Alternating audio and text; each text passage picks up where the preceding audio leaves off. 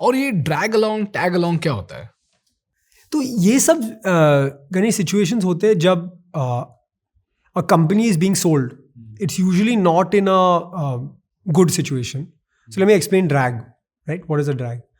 जब कंपनी, मेरा 20% स्टेक है कंपनी में, मैंने 7 साल इन्वेस्ट किया है कंपनी में और कुछ एग्जिट नहीं मिल रहा है, मुझे 20% एग्जिट करना है. और अगर मुझे कोई इन्वेस्टर नहीं मिला जो 20% लेना चाहता है, एंड अज्यूम फॉर सिंप्लिसिटी के आई ओन 20%, फाउंडर ओन्स 80%, राइट? अभी कोई इन्वेस्टर आ रहा है, उनको 51% चाहिए, मैं मेरा 20% देने को तैयार हूँ. But if that deal only closes because if that deal only closes with 51%, जो 31% बाकी है फाउंडर का, I can drag them if it's past my investment horizon to say, even though you don't want to sell, for me to sell, I need you to sell. And tag along is what? Let's say, for example, I'm a 5% shareholder and there's a 20% shareholder also in the company. There are 2 investors and the founder owns 75. If the 20% shareholder is selling their stake, I should also be able to tag along pro rata to their stake sale.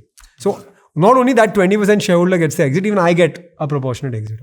तो entrepreneur ने जब entrepreneur investment लेता है तो क्या उन्होंने drag along tag along rights रखनी चाहिए कि नहीं रखनी चाहिए?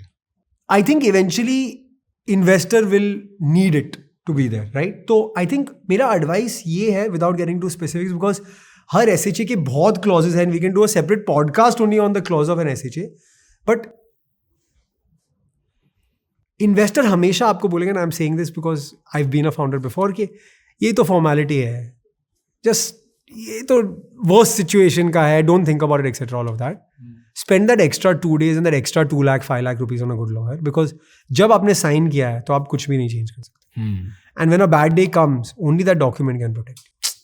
तो be very sure what you have signed. And आपको drag along, tag along, ratchet, ये सब terms के meanings नहीं आते हैं, तो research online for sure, but ensure you get your lawyer to tell you exactly what it means with example, ताकि आपको पता चले at the back of the mind कि अगर ये situation आ गया तो what do I do and what are my rights and what is my protection. Perfect. Got it. Hi guys, if you loved watching this clip and if you want to do a deep dive into the podcast, we've mentioned the link in the description. So click that link, watch that podcast and take notes.